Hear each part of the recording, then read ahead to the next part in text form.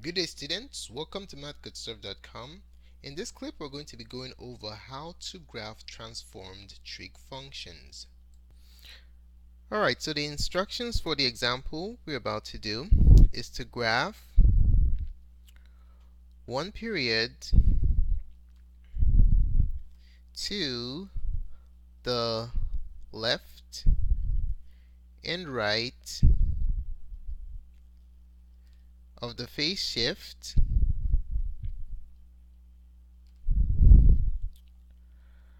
for the given function. Okay, so let's say we have the following trigonometric function: f of x equals negative 3 pi cosine 2x minus 2 pi minus 2 pi. Okay? Alright, so we're to graph one period of this function to the right and to the left of the phase shift of this function. Okay? Now to get started, we need to figure out what a, b, c, and d are so that we can input them into the formula to calculate the properties of this function that will help us to ultimately generate the graph. Okay, so we have the function. Let's rewrite it. F of x equals negative 3 pi cosine 2x minus 2 pi minus 2 pi. Now, what are my a, b, c, and d values? We can determine this by writing down the formula for the transformed trigonometric function on top. So the formula is y equals a, the function in this case is cosine, bx plus c plus d. Okay? So with this setup, we can clearly see that our a value is negative 3 pi, the coefficient of cosine. B is the coefficient of x. 2, don't take the variable, okay? It's just 2. C is negative 2 pi. And our d value is negative 2 pi. Okay? Alright, now let us go ahead and find the properties that will help us to generate the graph. We're going to start with the amplitude. The amplitude of the sine and cosine functions are basically given by the absolute value of a. Okay?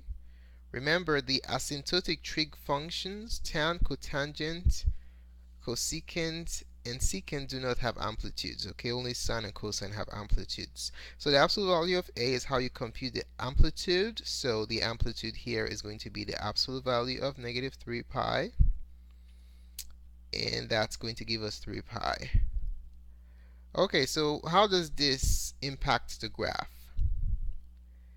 The fact that we have 3 pi as the amplitude basically means that when we're graphing, we're going to oscillate 3 pi units to the maximum and to the minimum from the center or the new origin. Okay, I'm going to call it from the new origin.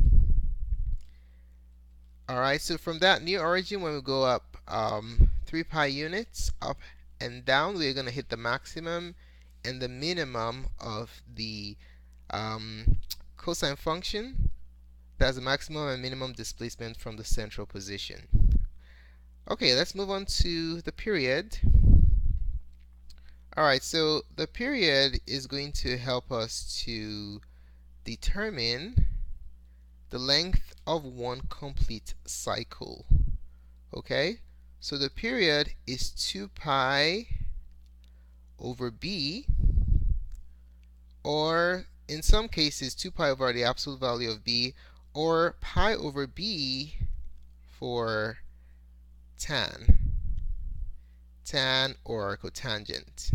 Okay, so these ones have their own unique formula. Tan and cotangent have their formula for computing the period, but for sine, cosine, and the reciprocals, secant and cosecant, 2 pi over b is the formula that applies. In this case, we're dealing with cosines, so we're going to be using the first one, 2 pi over the absolute value of b. Okay, so we're going to be computing 2 pi divided by the absolute value of b.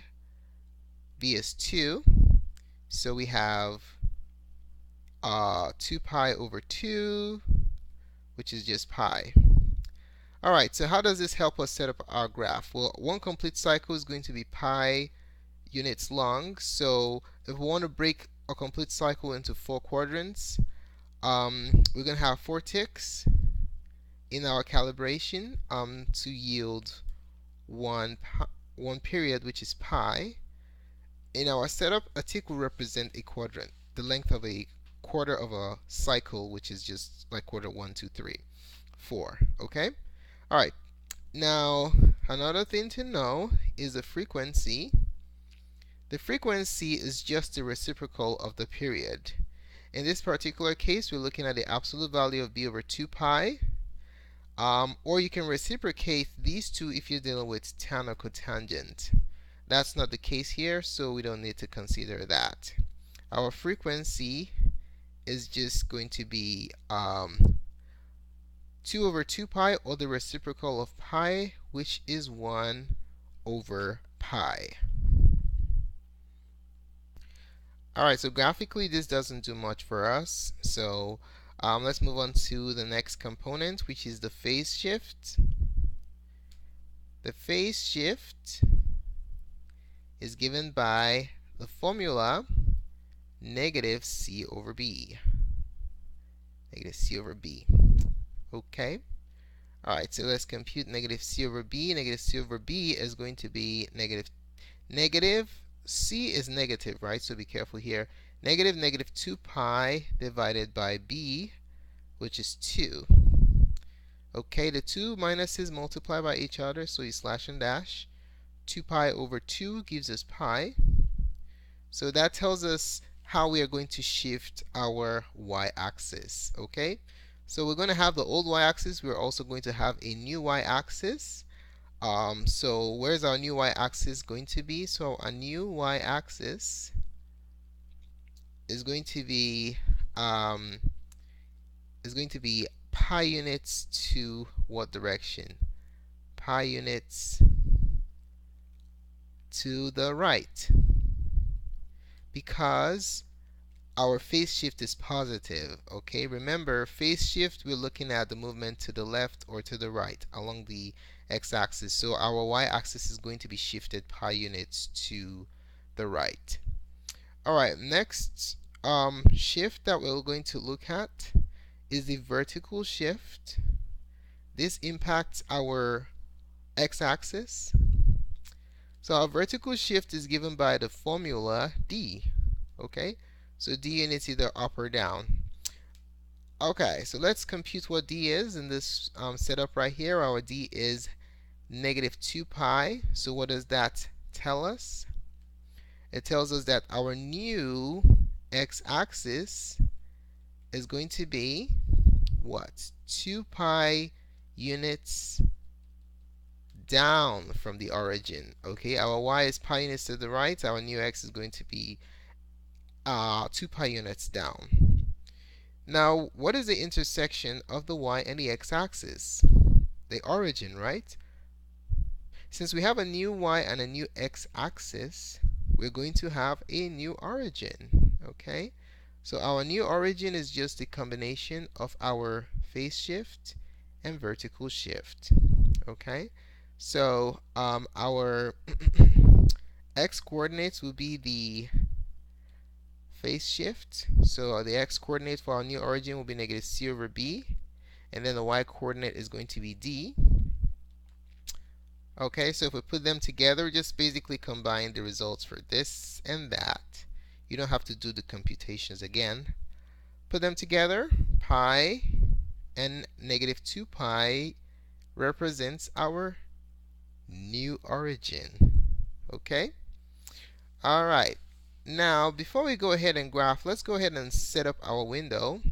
Setting up the window will ensure that you capture all the relevant components in the coordinate system that you set up. Alright, so to avoid excluding relevant components of the graph, it's always beneficial to set up a window. Okay? Alright, so we'll start from the new origin, pi and negative 2 pi, and we're going to do some computations. First of all, how high and how low do I want the calibrations for the y-axis to be? Okay, so we're going to go up to the maximum and down to the minimum. To go to the maximum, we're going to be adding the, guess what? The amplitude. Okay, let's go back and do a real quick review. Remember, the amplitude is the displacement to the maximum and the minimum from the central position. Okay, so we're going to add 3 pi to the y-coordinate of the origin. Remember, your y-axis goes up and down. That takes us to the maximum, and we'll subtract 3 pi from the y-coordinate. That takes us to the minimum. Negative 2 pi plus 3 pi takes us to the maximum y. Maximum displacement of our transform trig function, which is pi, and our minimum displacement from the center, just minus 2 pi is negative 5 pi. Okay? Alright, so those are upper and lower bounds. Now, how far to the right and to the left? We know that the domain of the cosine function goes from negative infinity to infinity. But instructions for this problem requires us to draw just one period to the left and right of the new origin. Okay, so I just need a period to the right and a period to the left. So this dimensions vary depending on what the question specifies. So one period to the right means I'll just add pi. That will capture one complete period to the right. And subtract pi, that will capture one complete period to the left. We're adding this note to the x coordinate. Okay, so pi minus pi will take us to, pi plus pi will take us to 2 pi, and then pi minus pi will take us to 0. Okay, so when we are setting up our coordinate systems, these numerical values will ensure that we meet the specified requirements. Alright, so let's go ahead and get started. So pi and negative 2 pi, let's see, what quadrant is that? Pi and negative 2 pi requires going to the right and down, so it's going to be in quadrant number 4. Okay, so since quadrant 4 is where the action is, we're going to shift our y-axis to the left, and our x-axis will shift it up a bit so that we capture the relevant components. Okay, alright, so let's go ahead and put in our calibrations. For the x-axis, how do we want to do it? Remember, we talked about the period setup earlier. We said that 4 ticks represents pi. Every tick will be a quadrant for us, so let's use 2 boxes for a tick. Okay, so let's do this.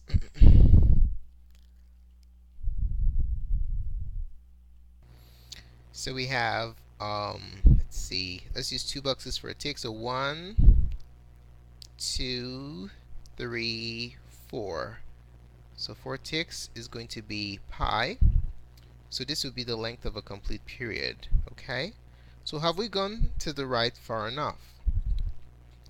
The answer is no, because we want to go all the way to 2 pi. Okay, so we'll go another 4 tick marks. 1, 2, 3, 4.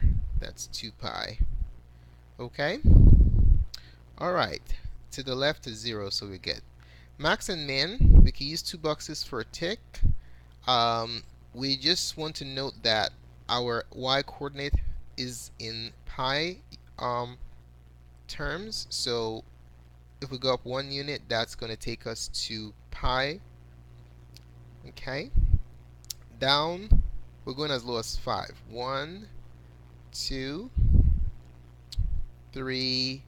See, my y-axis is not long enough, so we're going to make it a little bit longer because we have to go all the way down to 5. So 1, 2, 3, 4,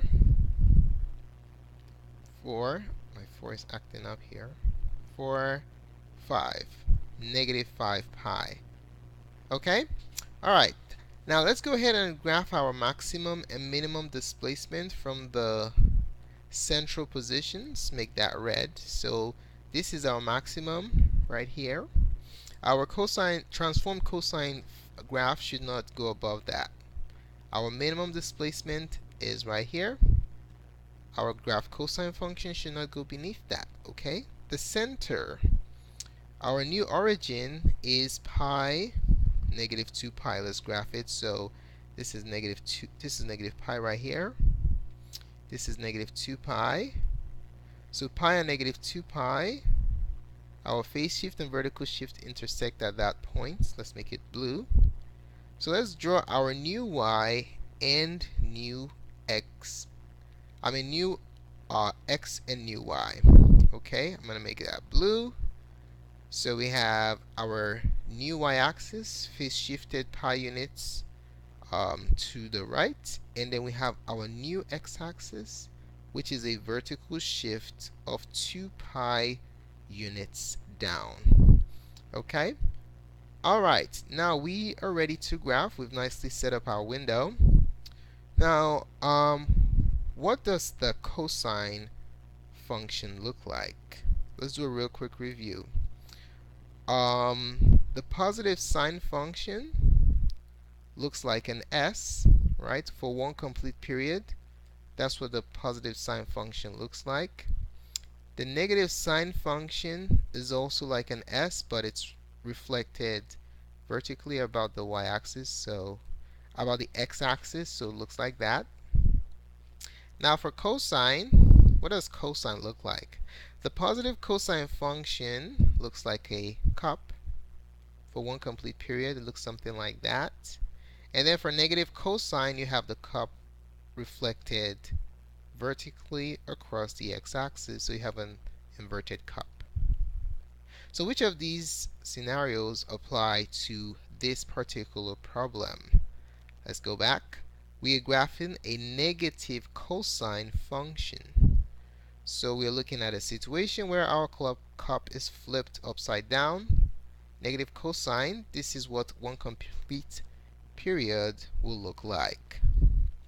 Okay, so let's put in our points for each quadrant, and then we're going to connect the dots for each axis to be specific. So cosine, negative cosine starts from the minimum position right there, and then one tick mark takes you to the center. One tick mark takes you to the maximum. That's half of a period. Keep on going. One tick mark to the center, and another tick mark takes you to the bottom. So that's one complete period to the right of your phase shift. We need a complete period to the left. One tick mark to the center, one tick mark to the max, one tick mark back to the center, one tick mark to the minimum. So that's one period to the left and one period to the right of the phase shift. Now let's connect our dots. We have concave up to the center, concave down from the center to the maximum. Let's do that again. So concave down, and then concave down to the center, and then concave down to the center, and then concave up to the minimum. Alright, so that's one complete period. And then to the left, the same thing. Concave up to the minimum, concave down to the center, and then concave down to the center, and then concave up from the minimum to the center. Okay, let's try that again. Alright, so make sure that you reflect the appropriate concavity when drawing, connecting the dots. You don't want to make them straight because that's not what the cosine function looks like. Okay, so it has to be concave up or down when you're connecting the dots. Bottom line is when you're above the x-axis, new or old, you're going to be concave down. If you're beneath the x-axis, you will be concave up. So this is basically what your transformed cosine function looks like. Let's just label some parts. This is our new x-axis, and this is our new y-axis. Thank you so much for taking the time to watch this presentation. I really appreciate it. If you found the contents of this tutorial helpful in your studies of graphing trig functions, do give us a thumbs up. Your positive feedback is very valuable to us. If you have any questions or comments, just place it in the comment section below, and we'll be more than glad to respond. Don't forget to subscribe to our channel. We update tutorials to our YouTube page on a consistent basis. So if you want updates to our latest uploads, just subscribe. And also visit our website at math.serve.com for a wide variety of resources to help you in your study of mathematics. Thanks again for watching, and have a wonderful day. Goodbye.